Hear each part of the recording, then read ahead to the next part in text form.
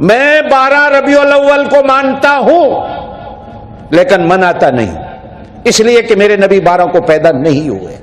جاؤ، میرا چیلنج ہے دنیا کو، نہیں پیدا ہوئے 12 کو، ہاں میرے نبی 12 کو فوت ہوئے۔ اگر کوئی ماں کا لال کہتا ہے میں غلط کہہ رہا ہوں، آئیے میرا سر قلم کر دو۔ حضور کی 12 ربیع الاول کی وفات کا دن ہے۔ یہ آپ کی مرضی ہے، وفات والے دن آپ جھنڈیاں لگائیں، حلوے کھائیں، آپ کی مرضی ہے، میں تو آپ کو نہیں روکتا۔ حضور کی پیدائش 9 ربیع الاول کی، کچھ لوگوں نے لکھا 8 ربیع الاول کی، کچھ لوگوں نے لکھا 12 ربیع الاول، لیکن پوری امت کے علماء کا اتفاق ہے کہ حضور کی وفات 12 کو ہوئی۔ آج سے 40-50 سال پہلے اس کو 12 وفات کہا جاتا تھا۔ یہ لڑائی کا مسئلہ نہیں ہے، یہ فتنے فرقے کی بات نہیں ہے۔ تنگ آ کر ہر بندہ لگا ہوا ہے، ہر جو نہیں مناتا وہ کافر ہے، جو نہیں مناتا وہ کافر ہے، اصل دین یہ ہے، اصل عید یہ ہے، اصل چیز یہ ہے، اصل۔ کیوں دنیا کو دھوکہ دیا جا رہا ہے؟ کیوں دنیا کو دھوکہ دیا جا رہا ہے؟ حضور صلی اللہ علیہ وسلم نے 63 سال کی زندگی گزاری، 63 بار ربیع الاول کا مہینہ آیا حضور کی زندگی میں۔ حضور صلی اللہ علیہ وسلم نے کسی ایک بار کہا ہو یارو آؤ میرا برتھ ڈے منا لو؟ اس ویڈیو کے اندر یہ عالم کیا کہہ رہا ہے یہ آپ نے سنا۔ اس کا کہنا ہے کہ 12 ربیع الاول وفات کا دن ہے نبی پاک صلی اللہ علیہ وسلم کا۔ اس بات کو میں ثابت کروں گا کہ 12 ربیع الاول نبی پاک صلی اللہ علیہ وسلم کی وفات کا دن نہیں بلکہ پیدائش کا دن ہے۔ اس کے لیے میں آپ کو ایک تحقیقی ویڈیو میں آپ کو بتاؤں گا آگے چل کر، لیکن اس سے پہلے میں آپ کو یہ بتاؤں کہ میرے یہ دوست نے یہ ویڈیو لگائی تھی، میرا نام لے کر مینشن کر کے اوپر لکھا تھا کہ بھائی جاوید بھائی دیکھو تمہارے علماء یہ کیا کہہ رہے ہیں۔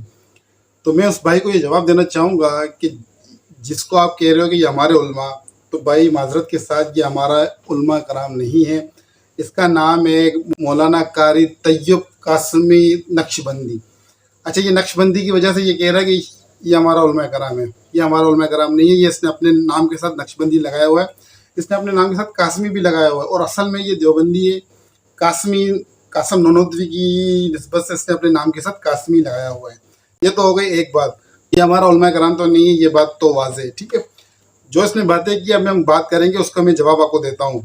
آگے چل کے میں آپ کو ایک پوری ویڈیو دکھاؤں گا کہ اس کے اندر ثابت ہو جائے گا کہ 12 ربیع الاول وفات کا دن نہیں بلکہ پیدائش کا دن ہے۔ لیکن یہ ویڈیو ان کے لیے جو ماننا چاہتے ہیں، یا جو ہمارے بھائی ہیں، بریلوی بھائی ہیں، اگر ان کو کوئی وسوسہ آتا ہے تو وہ ویڈیو تحقیقی ویڈیو ان کے لیے۔ باقی جس بھائی نے جو سوال کیا ہے اور یہ ویڈیو چلائی ہے تو ان کو تو ماننا ہے نہیں، تو ان کو ماننا ہے نہیں، لیکن پھر بھی چلو ہم ان کی تسلی کے لیے اس ویڈیو کا ہم جوابات دیتے ہیں۔ اس ویڈیو میں یہ مولانا صاحب کہہ رہے ہیں کہ 12 ربیع الاول نہیں بلکہ 9 ربیع الاول پیدائش کا دن ہے۔ تو بھائی آپ 9 ربیع الاول کو منا لو، آپ کے بھی وہ نبی ہیں، آپ 9 ربیع الاول کو منا دو، جھگڑا ہی ختم۔ ہم 12 کو مناتے ہیں، آپ 9 کو منا دو۔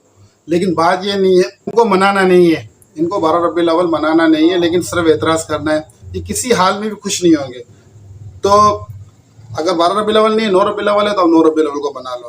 اچھا، آپ کہتے ہو کہ 12 ربیع الاول وفات کا دن ہے، وہ آگے چل کے میں ثابت کروں گا، لیکن ان کے لیے میں یہ جواب دینا چاہوں گا کہ اگر آپ کہتے ہو کہ 12 ربیع الاول وفات کا دن ہے، اگر ہم اس دن نبی پاک صلی اللہ علیہ وسلم کی ایصال ثواب کے لیے کوئی محفل سجاتے، بالفرض میں بات کر رہا ہوں، تو اس پہ بھی یہ اعتراض کرتے کہ کہاں لکھا ہے، کہاں سے ثابت ہے۔ اگر وفات کا دن مانتے ہو آپ اس کو، اس دن ہم اگر فاتحہ پڑھیں گے یا ایصال ثواب کریں گے تو یہ اس میں بھی کیلیں نکالیں گے، کیونکہ ان کو ماننا ہے نہیں، الٹی سیدھی دلیلیں رکھنی ہے، ٹھیک ہے۔ 12 ربیع الاول وفات کا دن نہیں ہے، یہ تو میں آگے چل کے ثابت کروں گا، لیکن ان کے جو سوالات ہیں ان کے کچھ جوابات ضرور دوں گا۔ اس کے اندر اس عالم صاحب نے یہ کہا کہ نبی پاک صلی اللہ علیہ وسلم نے اپنی زندگی میں نہیں منایا میلاد۔ تو میں یہ کہتا ہوں کہ نبی پاک صلی اللہ علیہ وسلم نے میلاد منایا ہے، وہ اپنی پیدائش کے دن روزہ رکھتے تھے۔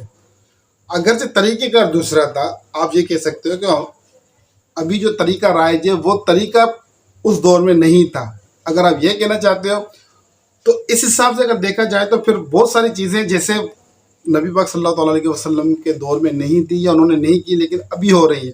اگر یہی دلیل ہے تو پھر آپ اس دلیل کو ہر جگہ پہ رکھیں گے، صرف میلاد کے لیے نہیں رکھیں گے۔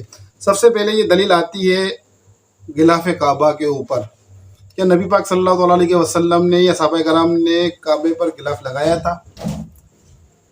نہیں لگایا تھا، کیونکہ اس دور میں یہ چیزیں نہیں تھیں، اور اس دور کے حساب سے کعبے پہ غلاف لگانا ضروری ہے، ایک اچھی چیز ہے، یہ اس کی اہمیت واضح ہو جاتی ہے کعبہ مبارک کی، اس پہ غلاف جب لگتا ہے تو وہ خوبصورت لگتا ہے۔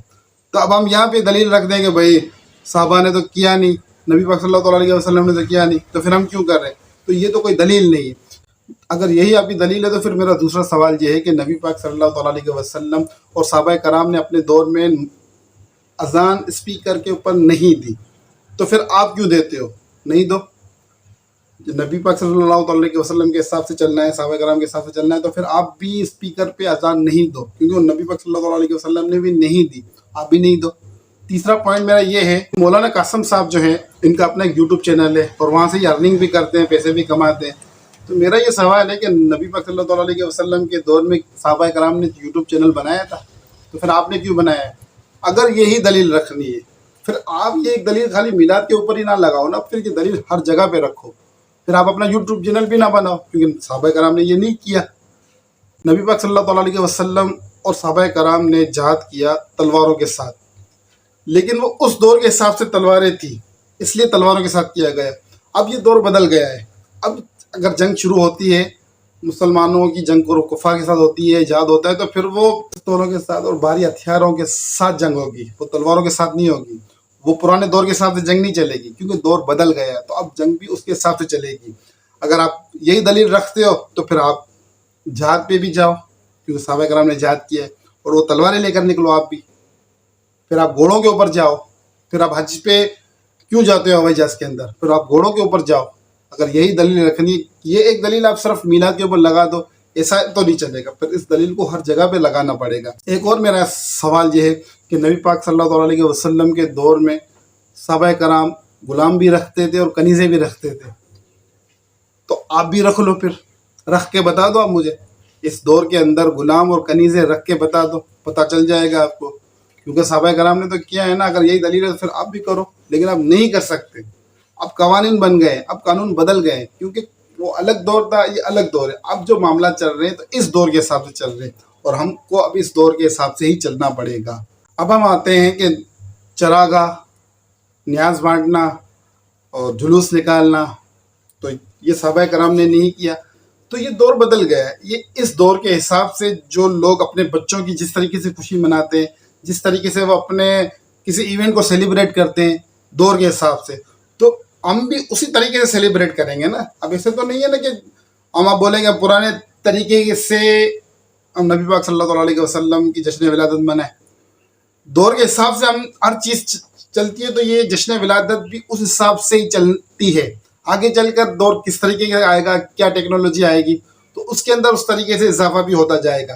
یہ بدعت نہیں ہے، بدعت کی تعریف الگ ہے، لیکن آپ لوگ بولتے ہیں کہ یہ بدعت ہے۔ اگر بدعت ہے تو پھر ہر چیز بدعت ہے جو آپ کو نظر آ رہی ہے۔ جو لوگ فیس بک پہ بیٹھ کے جو ہے وہ پوسٹیں لگا رہے ہوتے ہیں، دین کی تبلیغ کر رہے ہوتے ہیں، تو پھر یہ سب بدعت ہے، تو پھر کیوں ان کو آپ استعمال کرتے ہو اپنے لیے؟ اگر آپ کوئی بات آ جائے تو پھر وہ آپ کو بدعت نہیں لگتی، لیکن میلاد کے معاملے میں آپ کو یہ بدعت لگتی ہے۔ تو یہ پیمانہ ہر جگہ رکھنا چاہیے، اور بات یہ ہے کہ ان کو ماننا ہے نہیں، کسی صورت میں ماننا ہے نہیں، صرف بغض ہے نبی پاک صلی اللہ علیہ وسلم کی میلاد سے، ان کو بغض ہے، اور یہ بغض کی وجہ سے الٹی سیدھے تحریر لکھتے ہیں، پوسٹیں لگاتے ہیں، اور ان سے کچھ ہوتا ہے نہیں، حقیقت کو یہ تسلیم کرنے کے لیے تیار نہیں ہے۔ اور بات آتی ہے کہ یہ 12 ربیع الاول وفات کا دن ہے یا پھر پیدائش کا دن ہے، تو میں آپ کو ایک ویڈیو دکھا رہا ہوں، انجینئر مرزا محمد علی جو بریلویوں کے سخت خلاف ہے، وہ خود بریلوی تھا، اب وہ بریلوی نہیں ہے، لیکن اب بریلویوں کے سخت خلاف ہے، اور اس نے تحقیق کی ہے۔ اس کی تحقیق تو پھر آپ مانو نا، وہ تو ہمارے خلاف ہے، اس نے تحقیق کی ہے، میں آپ کو اس کی تحقیق دکھاتا ہوں، ہمارے علماء کرام کی تحقیق نہیں دکھاتا، میں آپ کو اس کی تحقیق دکھاتا ہوں، اور آپ یہ ویڈیو دیکھ کے فیصلہ کر لیں کہ یہ لوگ غلط ہیں یا صحیح ہیں، پھر آپ تسلیم کرو کہ یہ 12 ربیع الاول جشن ولادت ہے، پیدائش کا دن ہے، وفات کا دن نہیں ہے، مانو اس بات کو اور ویڈیو کو پورا دیکھنا۔ رہا یہ جو کہنا کہ 12 ربیع الاول یوم وفات ہے، یہ بہت بڑا جھوٹ ہے، یہ اشتہار ہمارے پاس موجود ہے، بلکہ اس کو جے پی جی بھی فرحان پہ ایڈ کرنی ہے انشاءاللہ۔ اس میں یہ اشتہار جو ہے نا وہ، بلکہ یہ ٹیکسٹ میسیجز بھی چلتے ہیں جی، مدینے میں غم کی جو ہے وہ ایک سمجھ لیں سوگوار کیفیت تھی, صحابہ رو رہے تھے اور یہ خوشیاں منا رہے ہیں. یہ جو دعویٰ ہے یہ بالکل جھوٹا ہے. بخاری اور مسلم سے میں نے ثابت کیا ہے کہ نبی علیہ السلام کی وفات کا دن 12 ربیع الاول نہیں ہے. صحیح بخاری صحیح مسلم سے, جو آپ کے علماء نے نہیں آپ کو بتایا تھا. اور میرا ریسرچ پیپر نمبر 12 12 ربیع الاول کی نسبت سے میں نے اس کا 12 نام رکھا ہے. زمانہ بریلویت کا چھپا ہوا ہے, وہ